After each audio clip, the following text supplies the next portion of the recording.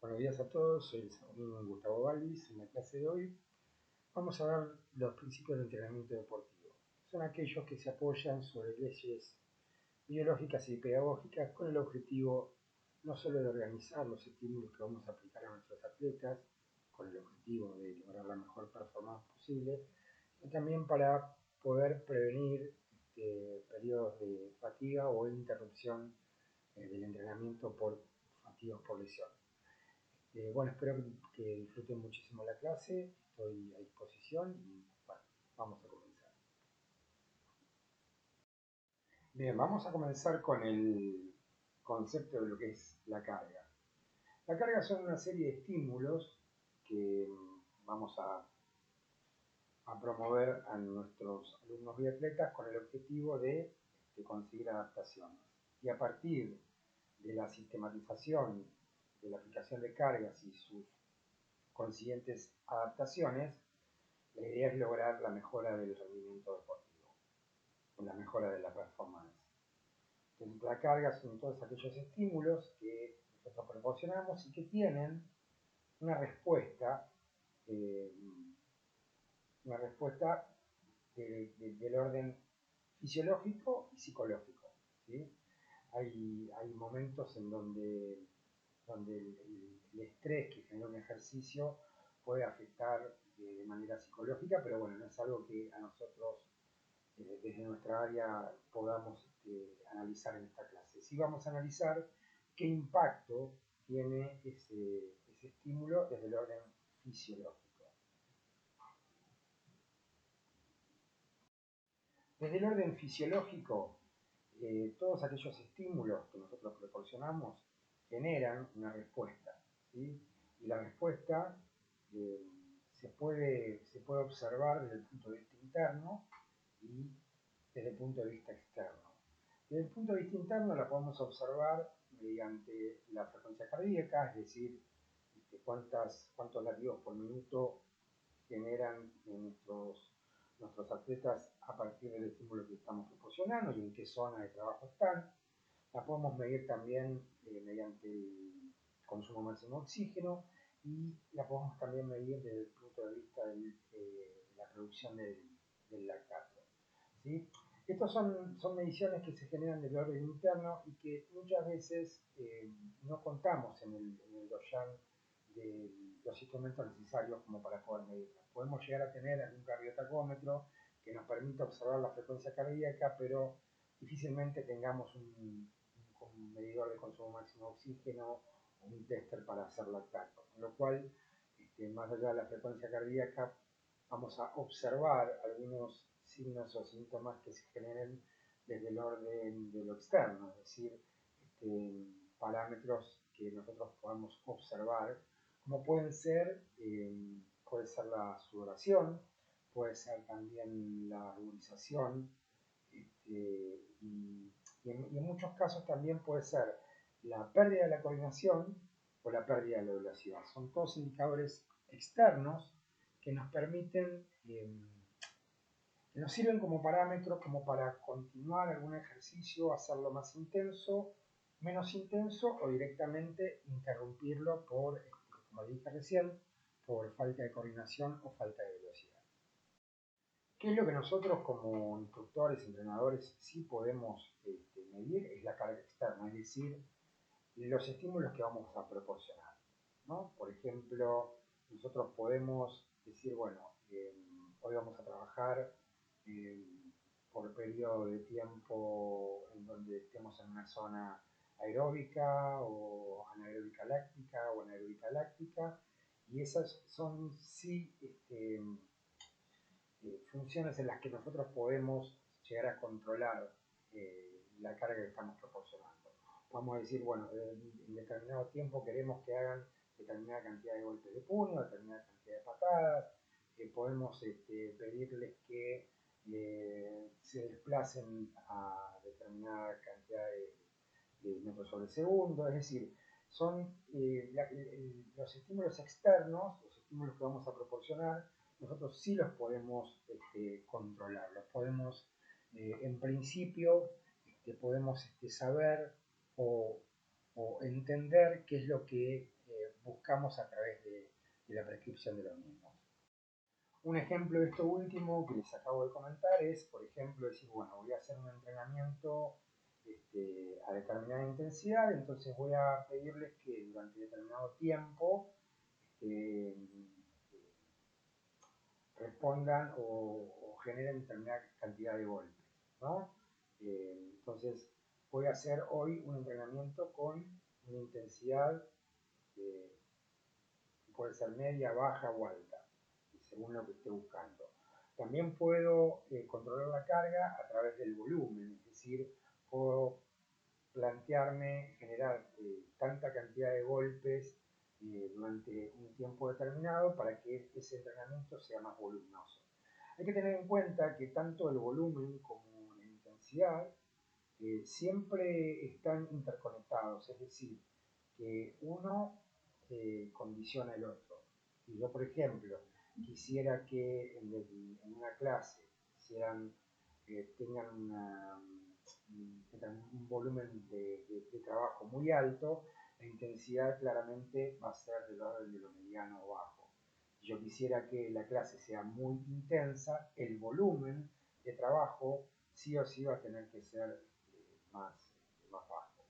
Pues justamente no se puede o no debería hacerse de generar clases muy voluminosas a muchísima intensidad.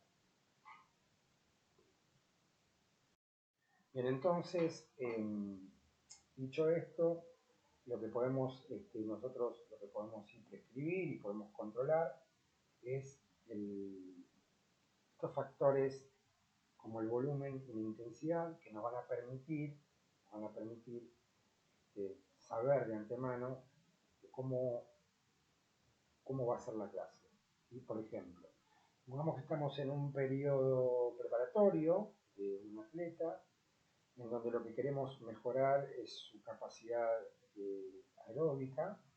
Lo que vamos a hacer son clases con volúmenes de trabajo elevados, ¿sí? para que nos garanticemos un trabajo sobre la zona aeróbica. Si estamos ya trabajando sobre un periodo precompetitivo, vamos a hacer clases del orden de lo intenso, vamos a trabajar con más intensidad, acortando los tiempos de trabajo para que nuestros atletas puedan adaptarse a esa zona de entrenamiento que es la que después les va a permitir generar acciones lo más rápidas y explosivas posible. Entonces, estas son cuestiones, manifestaciones de la carga, volumen y intensidad que nosotros como instructores y entrenadores sí podemos controlar de antemano. ¿Sí? Es importante que entendamos este concepto a la hora de ponernos a planificar un entrenamiento, ¿no? que cada uno de los estímulos, las cargas que nosotros le aplicamos a nuestros alumnos atletas, tienen un impacto interno, ¿sí? Tienen una respuesta. Esa respuesta puede ser, como dijimos al principio, psíquica, puede ser también fisiológica. Todas estas aplicaciones de estímulos van a generar, con la adecuada recuperación, van a generar adaptaciones. Estas adaptaciones lo que nos va a permitir es poder continuar con nuestro entrenamiento a un nivel superior. Pero es importante también que entendamos que para que se genere una adaptación, el estímulo tiene que ser el adecuado y el descanso tiene que ser el correcto.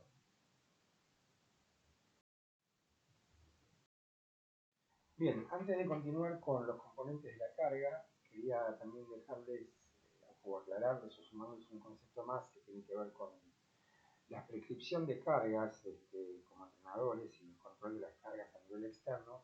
Nosotros podemos también controlar cuántas veces por semana queremos que nuestros atletas entrenen y con cuánta duración. O sea que la frecuencia y la duración son también componentes que nosotros como entrenadores podemos controlar desde el punto Bien, respecto a los componentes de la carga, yo seleccioné un cuadro de un entrenador soviético bastante conocido, que se llama Verboyansky, en donde Verboyansky señala eh, 4 componentes de la carga de entrenamiento que tienen que ver con la naturaleza, la magnitud, la orientación y la organización.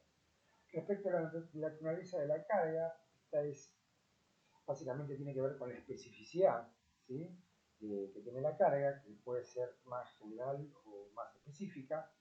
Y como para darles un ejemplo de qué estamos hablando con la especificidad de la carga, yo les voy a dar un ejemplo. Digamos que yo tengo un taekwondista que tengo que preparar para un torneo, y bueno, le voy a prescribir en lo que es la mejora de la fuerza estructural, trabajos con sobrecarga, ¿no? Y después, desde el punto de vista del trabajo precompetitivo, le voy a prescribir trabajos intermitentes sobre o con la utilización de focos. ¿Cuál de los dos creen que es más específico? Claramente el trabajo más específico tiene que ver con el gesto técnico. Lo que no quiere decir que para la mejora de ese gesto técnico nosotros tengamos que trabajar sobre el orden de lo general. Bien, cuando hablamos del potencial que puede tener una carga, tiene que ver con lo que puede generar esa carga a nivel de rendimiento deportivo o a nivel de rendimiento.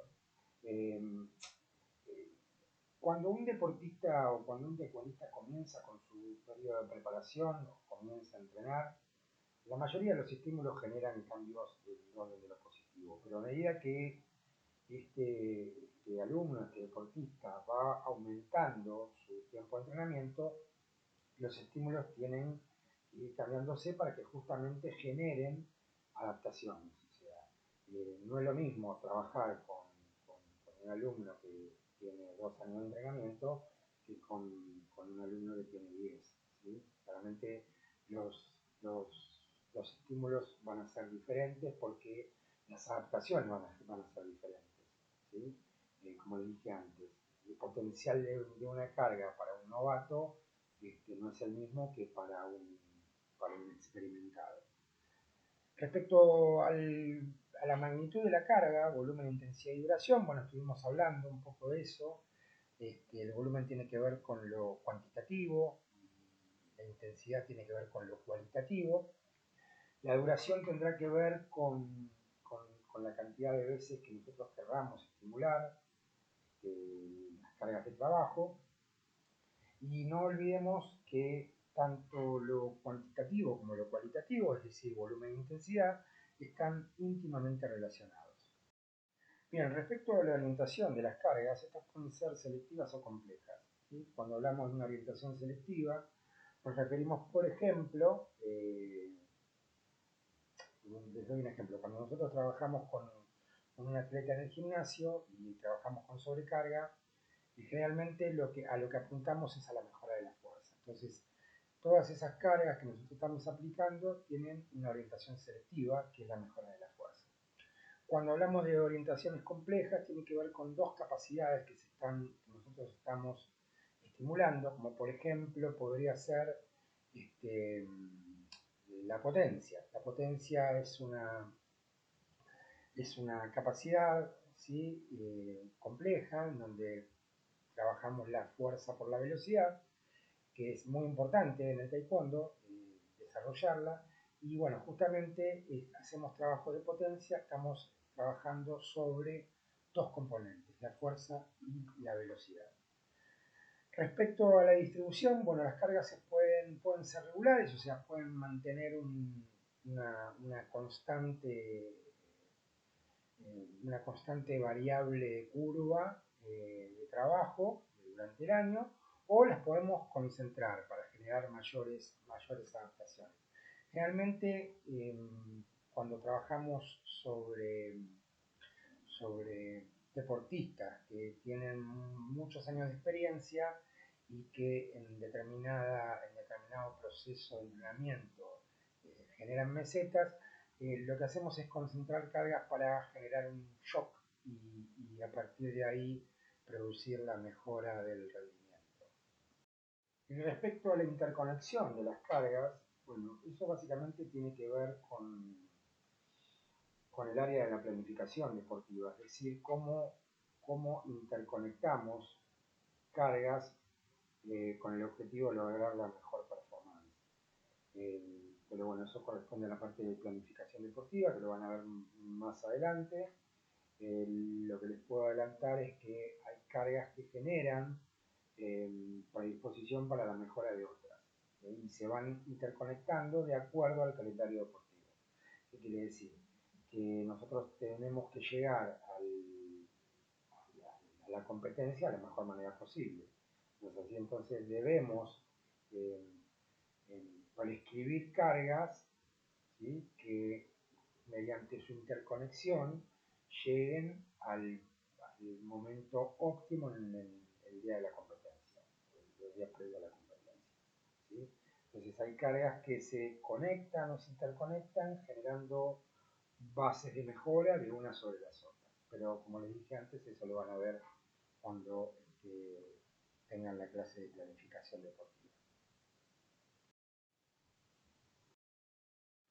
Bien, respecto a la adaptación de las cargas en el tiempo, acá tenemos un gráfico que nos permite ver las cargas regulares y las cargas concentradas en un periodo de base de preparación y un periodo de elite. O sea, podemos ver que la curva es mucho más gradual cuando el deportista comienza con su periodo de proceso de entrenamiento deportivo, y que a medida que este deportista va avanzando, tanto en el tiempo como en la experiencia que tiene dentro de lo que es este proceso de entrenamiento, las cargas van aumentando, ¿sí? Entonces, por un lado, vemos en el gráfico de abajo que con cargas o con menos carga puedo generar mayor rendimiento, es decir, cuando un atleta es de base, cuando recién comienza, aplicando cargas graduales, no tan concentradas, puedo lograr grandes mejoras. Pero a medida que ese atleta va acumulando entrenamiento en el tiempo, las cargas tienen que ser mucho más intensas para generar adaptaciones y mejora de la performance. Después tenemos otro eje que habla sobre las cargas concentradas, ahí vemos una ondulación mucho más pronunciada, y eso claramente lo hacemos con deportistas de elite, que son deportistas que, como vienen con años de acumulación de entrenamiento, pueden sostener mayores intensidades. Entonces ahí generamos picos de ondulación más altos a partir de la concentración de las cargas para poder mejorar la performance. Muchas veces estas cargas concentradas las aplicamos cuando los deportistas de elite entran en un amesetamiento de rendimiento, entonces concentramos las cargas, generamos un shock de cargas para que el deportista pueda así generar una mejora de su rendimiento. ¿Cómo concentramos las cargas? Y las cargas se concentran a partir de la intensidad, se concentran a partir de la frecuencia, se concentran a partir de la densidad, ¿sí? Pero como les dije antes, esto solo se puede hacer con deportistas de elite. Con deportistas de base que recién comienzan, con aplicar los estímulos correctos en el momento correcto y respetar los tiempos de recuperación, vamos a encontrar que los deportistas van a ir mejorando su performance, ¿sí? Un ejemplo también de cargas concentradas, por ejemplo, la importancia de la acumulación en el tiempo, es que, por ejemplo, un deportista de base que entrene 4 veces por semana, como le dije, con los estímulos correctos va a mejorar, pero ya cuando es de elite, 4 veces por semana seguramente sea poco y tengan que entrenar entre 6 y 8 veces. Entonces, la estimulación es mayor, la intensidad es mayor, a veces los tiempos de recuperación son menores en los deportistas de elite, justamente porque pueden tolerar mayor intensidad. Bien, el síndrome general de adaptación es un síndrome que fue investigado por un psicofísico llamado Seyle, psicofísico vienés, que se dedicó a estudiar las respuestas estereotipadas sobre los agentes estresantes. Y bueno, la aplicación de estímulos genera un estrés del organismo. Realmente los seres humanos o el organismo humano tiende siempre a estar en un estado de equilibrio, es decir, un estado de homeostasis. ¿Sí? Ese estado de equilibrio nosotros lo podemos observar en la temperatura corporal, lo podemos observar en el pH. Generalmente, por ejemplo, nuestra temperatura corporal en un estado de equilibrio oscila entre los 36 y 37 grados. Ya cuando tenemos más de 37 grados es porque algo está pasando, se rompió ese equilibrio por algún agente externo, por lo que fuere. Lo mismo con el pH, ¿sí? Con el pH sanguíneo y celular. Entonces, generalmente el organismo tiende a estar siempre en estado de equilibrio. Cuando aplicamos un estímulo, se rompe esa homeostasis y a partir de uno de los procesos que conforman el metabolismo, el proceso de desgaste, que se llama catabolismo, nosotros rompemos, o sea, el catabolismo rompe ese mecanismo, rompe moléculas complejas para generar moléculas más simples y a partir de ahí se genera una liberación de energía. Energía que nos permite resolver la situación motriz, sea cual fuere. Pero como dije antes, como el organismo siempre tiende al estado de equilibrio, tenemos otro proceso, que es el proceso de contrashock, que tiene que ver con el anabolismo, que hace que nuestro organismo vuelva a su estado inicial. Y al volver al estado inicial, a partir de este proceso anabólico, se produce una adaptación a ese estímulo, que permite luego aplicar un estímulo mayor o más complejo. Esto siempre va a suceder en tanto y en cuanto nosotros respetemos los tiempos de recuperación. ¿Sí? Si nosotros no respetamos los tiempos de recuperación, no respetamos que se produzca el anabolismo y no permitimos que nuestro organismo vuelva a su estado inicial de equilibrio, probablemente la acumulación sistemática de estímulos que generen este catabolismo y la no recuperación correcta nos haga entrar en un estado de fatiga. Entonces es muy importante tener en cuenta que cuando estamos estimulando, estamos generando dos procesos, uno que tiene que ver con la degradación y otro que tiene que ver con la formación. Para poder aplicar un nuevo estímulo que sea mayor al que aplicamos en principio, debemos respetar que se genere este contrashock, este proceso anabólico, y eso generalmente tiene que ver con los procesos de recuperación.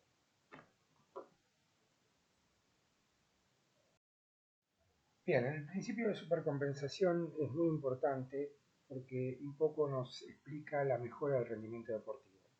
Tiene que ver con que cuando nosotros aplicamos cargas y respetamos los periodos de recuperación, nuestro estadio para una nueva aplicación de carga va a ser mucho mayor. O sea, cuando la curva pasa por encima del equilibrio previo, es porque no solo nos adaptamos, sino que nos pudimos generar un estado para aplicar estímulos de mayor complejidad, de mayor intensidad.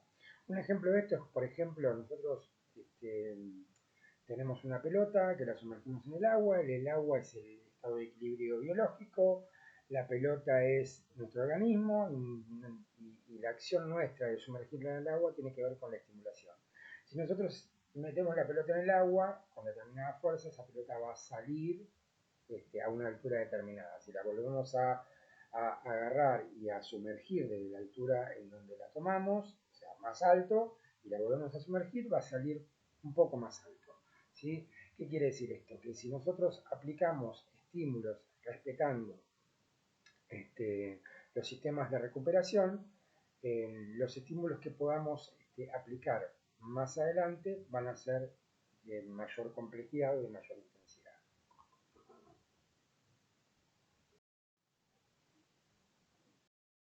Bien, los principios del entrenamiento se apoyan sobre leyes biológicas y pedagógicas que nos permiten poder observar que durante el proceso debemos tener en cuenta ciertas características a la hora de sentarnos a planificar. Uno de ellos es el principio de la individualidad, que está íntimamente relacionado con la totalidad.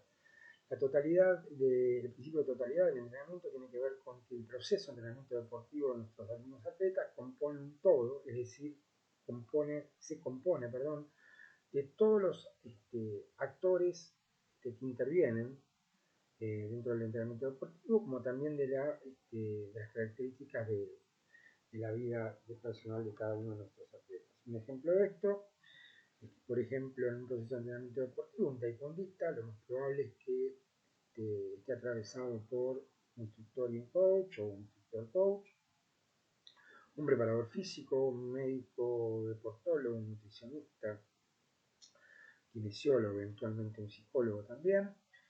Todos estos actores van a incidir a partir de su trabajo en lo que es el tránsito de nuestro atleta sobre su proceso de entrenamiento.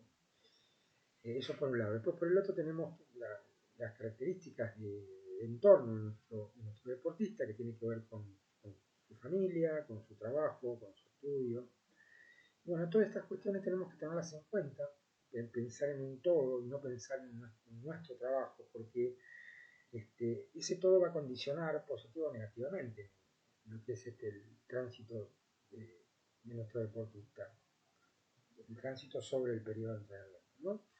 Eventualmente un problema personal puede poner a nuestro deportista puede afectarlo emocionalmente y eso va a hacer que el rendimiento decaiga, con lo cual nosotros tenemos que estar preparados como entrenadores para poder asimilar esto y a partir de algunas estrategias poder continuar con el periodo de entrenamiento sin que este se interrumpa.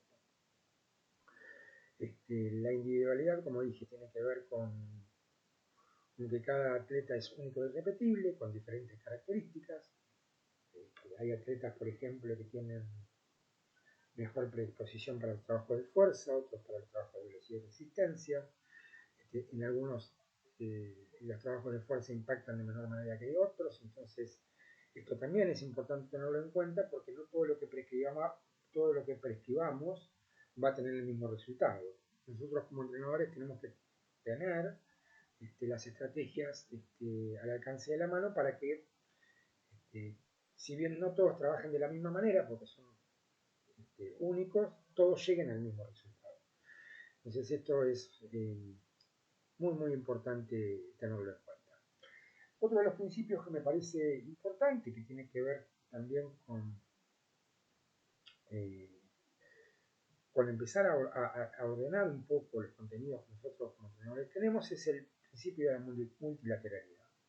La multilateralidad tiene que ver con que en la vida deportiva de nuestros atletas, en edades tempranas, las prescripciones de ejercicios son del orden general, y a medida que nuestro deportista avanza en su estadio de entrenamiento, esto se va a ir haciendo cada vez más específico.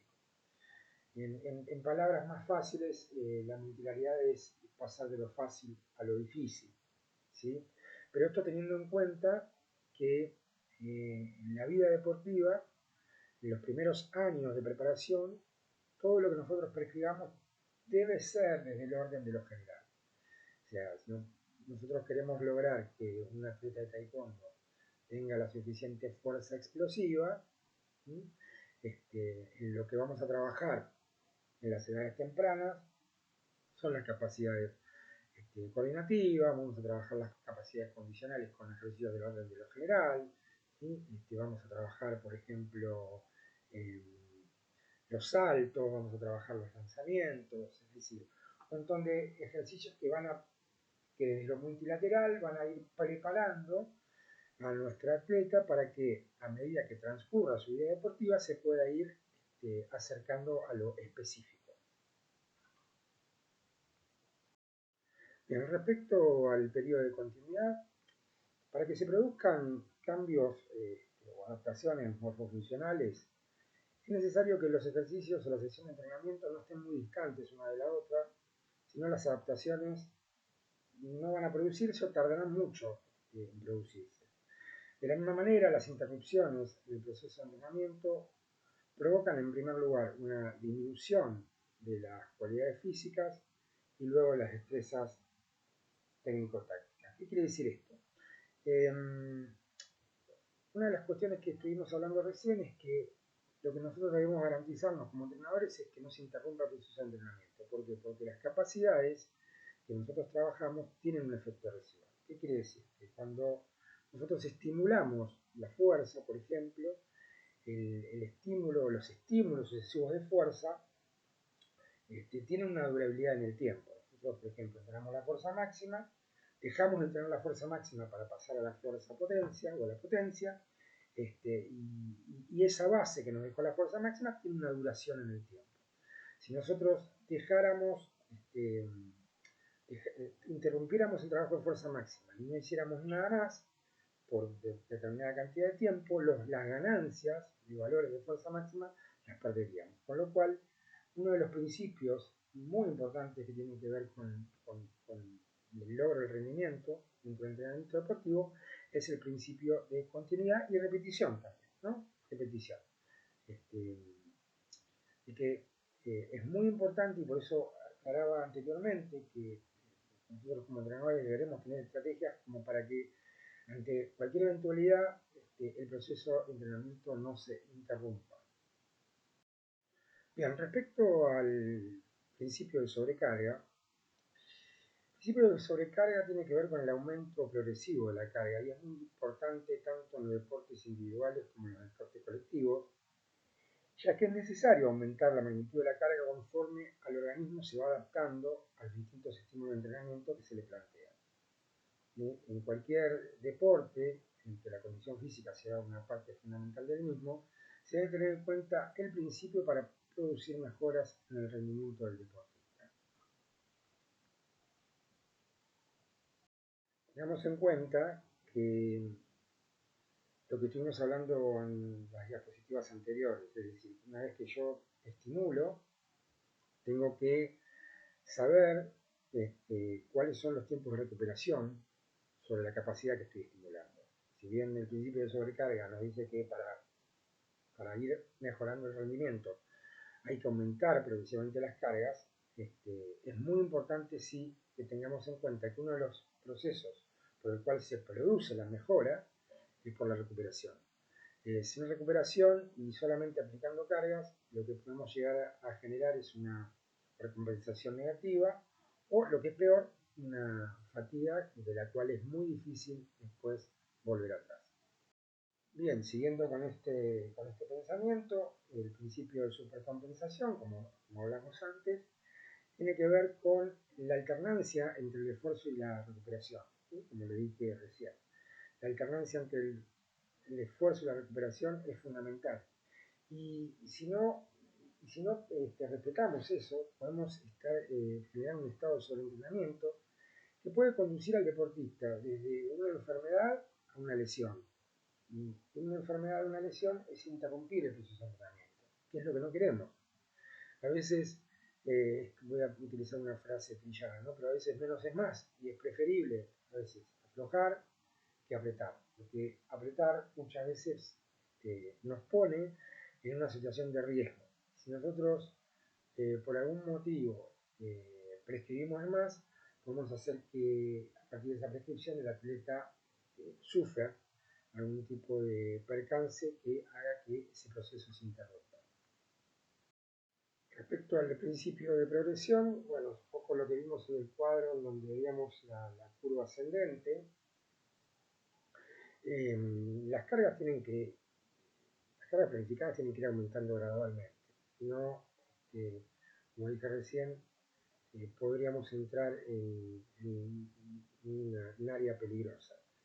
Salvo que, como les comenté en otra diapositiva, en atletas muy experimentados, que nosotros notemos un amesetamiento, generamos una ondulación brusca para justamente sacarlo de ahí.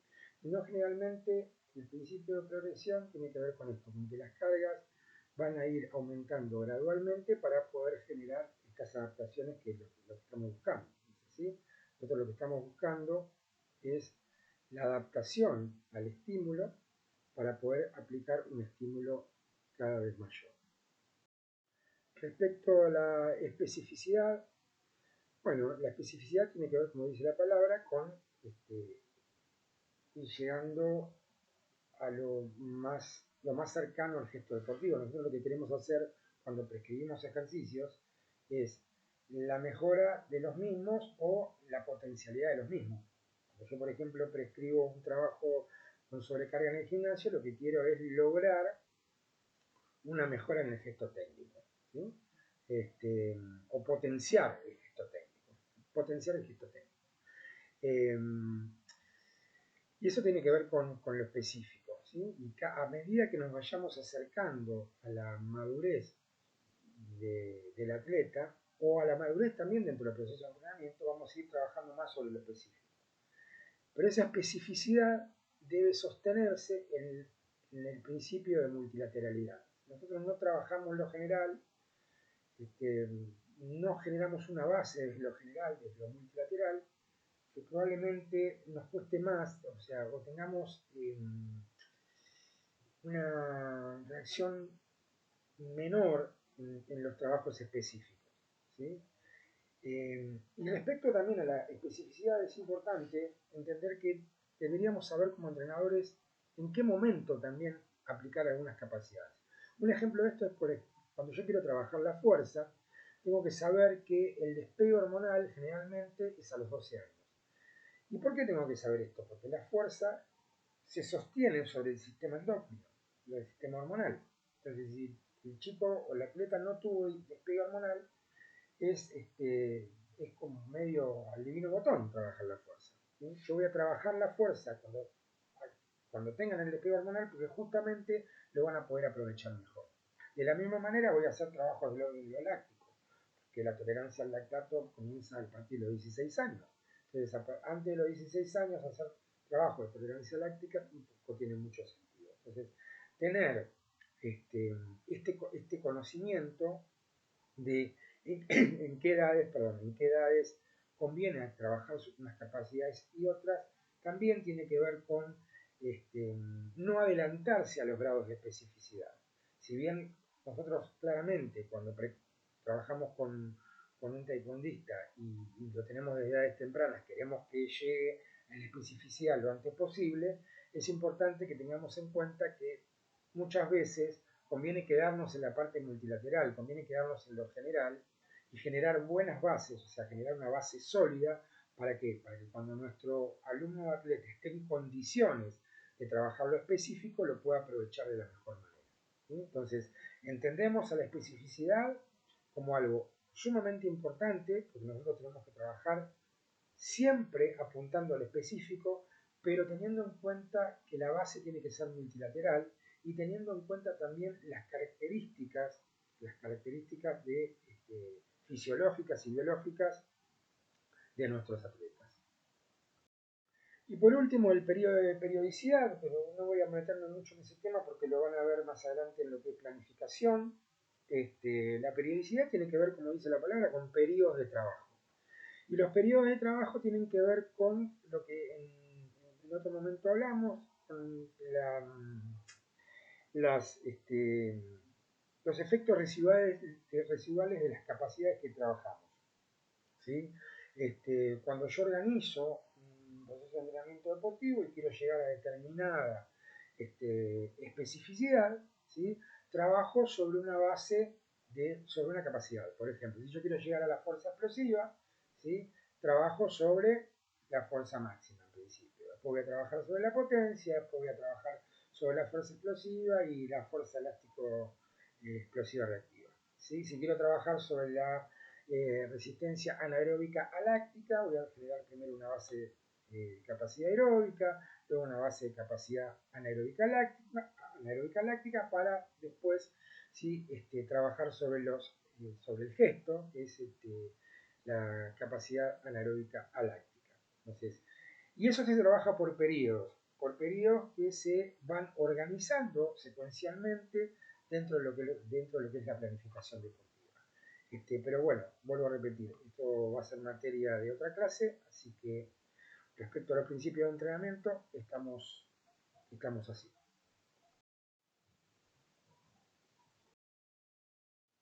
Bien, respecto a la carga y recuperación, como podrán ver en el gráfico, a medida que nosotros aplicamos estímulos y generamos una recuperación adecuada, podemos ir aplicando estímulos más altos.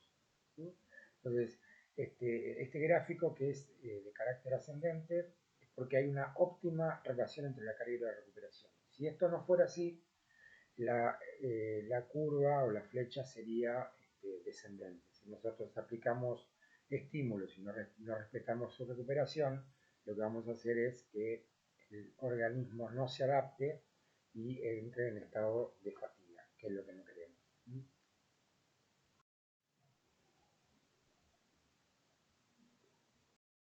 Bien, en lo que tiene que ver con la relación de estímulos de diferente magnitud, acá vemos tres estímulos en el gráfico. Un estímulo fácil, un estímulo óptimo y un estímulo muy exigente. Y vemos los diferentes tipos de curva que se generan, ¿no? Mediante la estimulación. Cuando la estimulación es fácil, o sea, el estímulo que estamos dando es un estímulo que el atleta lo puede resolver sin ningún tipo de problema, los periodos de recuperación son menores y la curva de supercompensación es menor. Cuando el estímulo es el óptimo o el eficaz, los periodos de recuperación son un poco más altos, pero la supercompensación es mayor. Y cuando la sesión de entrenamiento o el estímulo es muy duro, el periodo de recuperación es mucho más alto y el periodo de supercompensación es menor. Con lo cual es muy importante elegir de manera eficaz la sesión de entrenamiento, generando estímulos que sean óptimos, que el atleta los pueda resolver y cuya recuperación sea la adecuada para generar el periodo de supercompensación que estamos buscando. Bueno, la preparación física es aquella parte del entrenamiento en donde se potencia al máximo las capacidades físicas, sin perder de vista el momento por el que atraviesa el deportista con el objetivo de lograr la forma deportiva. La forma deportiva tiene que ver con la performance, ¿sí? Deportiva. La elección de los ejercicios deberá adecuarse al momento de entrenamiento que sea, ¿no? Que puede ser general o específica. Para Platonov, la preparación física debe responder a las necesidades de la demanda motora de la modalidad deportiva que se entrena. Esto es importante, la preparación física, entenderla como una parte del proceso de entrenamiento. No es el todo, no es lo más importante, es una parte del entrenamiento que intenta potenciar el gesto técnico. ¿Sí? Intenta potenciar el gesto técnico. En taekwondo, como dijimos, la potencia, la fuerza explosiva, ¿sí? La velocidad de desplazamiento, son todas cuestiones que se potencian mediante la preparación física. Es importante entender acá, entonces, como le vimos hablando, de que hay que tener en cuenta el momento por el cual atraviesa el atleta. No es lo mismo comenzar un proceso de preparación física con un atleta que recién comienza a entrenar que con uno que está experimentado. No es lo mismo trabajar con un atleta que tiene 2 torneos al año que uno que tiene 8. No es lo mismo trabajar con un atleta que tiene la mejor predisposición y los recursos para poder entrenar que con otro que no. Entonces, todas estas cuestiones que forman parte de la preparación física hay que tenerlas muy en cuenta a la hora de sentarse a planificar.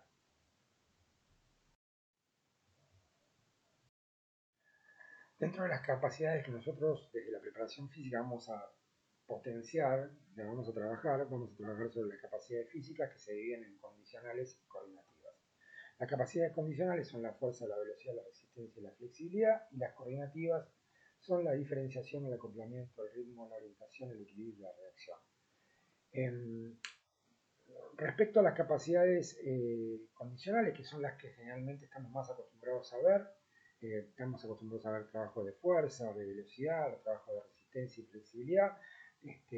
A esas tenemos que sí o sí agregarles las del orden coordinativo. ¿Por qué? Porque conforman junto a las capacidades condicionales una, una exponencial mejora de la performance deportiva.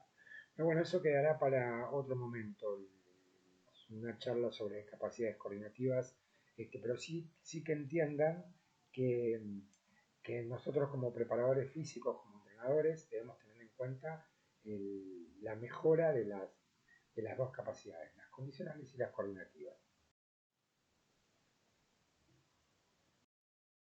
Bien, en la prescripción de ejercicios generales nos vamos a encontrar con los ejercicios que se apoyan sobre los patrones de movimiento básicos, que son aquellos ejercicios que nos van a permitir generar una estructura sólida de sostén y estabilidad para luego después poder aplicar los ejercicios específicos.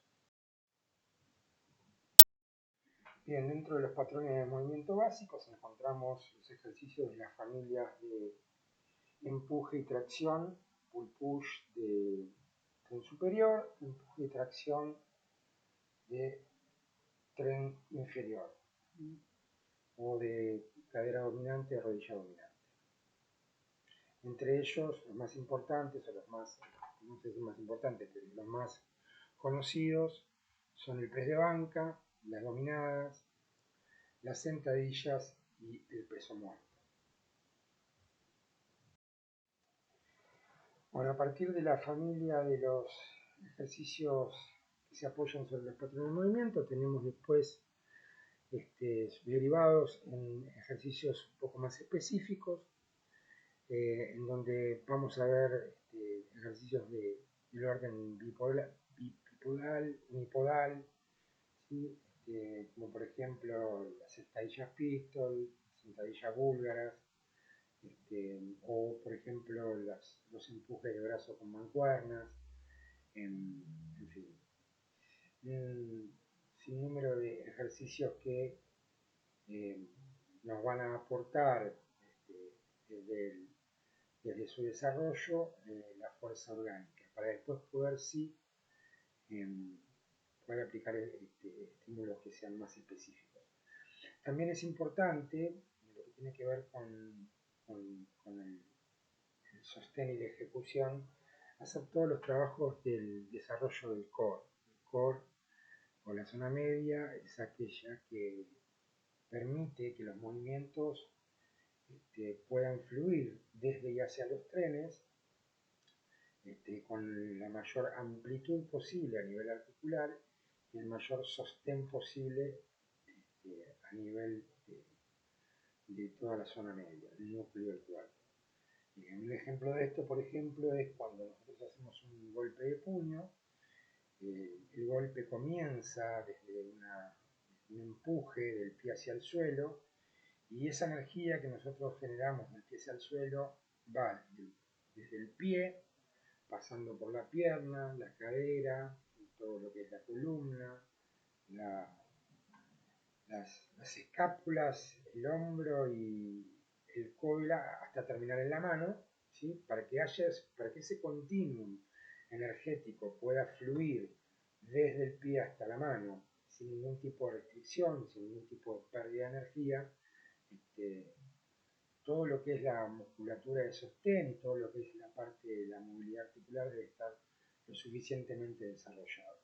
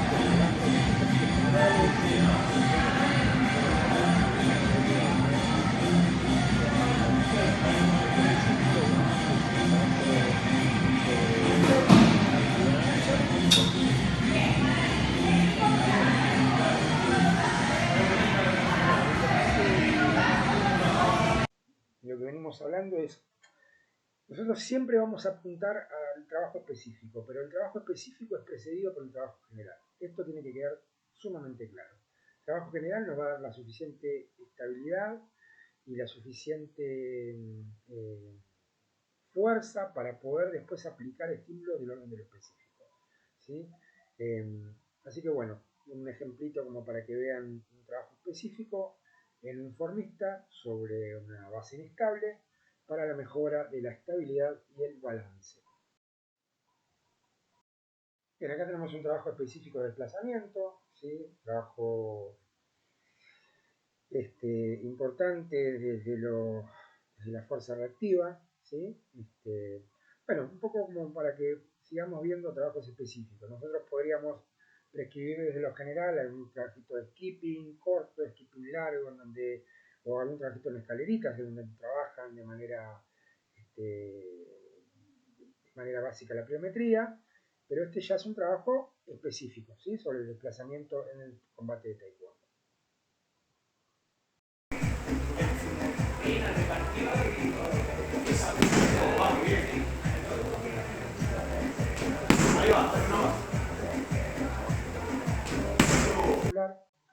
Como dije antes, esto siempre es precedido por trabajos del orden general.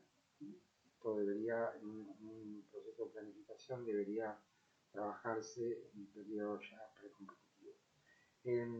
Igualmente, todo este tipo de información la van a ver cuando vean lo que es planificación deportiva, así que era simplemente para describir los hechos específicos y generales, pero toda esta información la van a tener más adelante. Bueno, espero que haya sido claro en la explicación de lo que son las cargas, de cómo deben prescribirse, qué es lo que hay que tener en cuenta. Y bueno, quedo a disposición para todas las preguntas y dudas que tengan. Les dejo un fuerte abrazo.